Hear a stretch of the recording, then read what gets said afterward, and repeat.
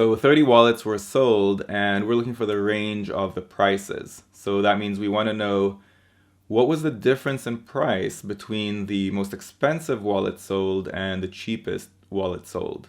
Now, the first statement gives us the selling price of 10 of the wallets, right? Of the 30 wallets, we know the price of 10 of them, but we don't know what the cheapest one was, we don't know what the most expensive one was, and we certainly don't know the difference between those prices. So statement 1 is not sufficient on its own, and we can go ahead and eliminate A and D because those answer choices claim that statement 1 is sufficient on its own. Statement 2 does give us a relationship between the cheapest wallet and the most expensive wallet, but that relationship in this case is given as a ratio, and what we're interested in is the difference.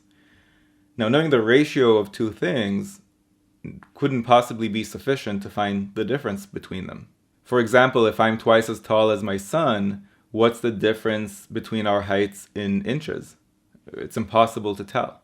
So statement 2 is not sufficient on its own either.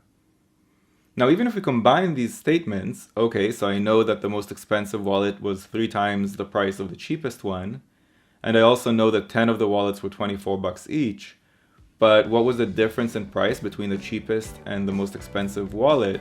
There's still no way for us to find out, and therefore the correct answer is E. If you found this video useful, go to quantreasoning.com for a lot more where that came from.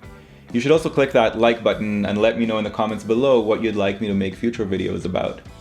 And of course, if you haven't yet subscribed, go ahead and do that and click that bell below so you get notified about future videos. See you next time.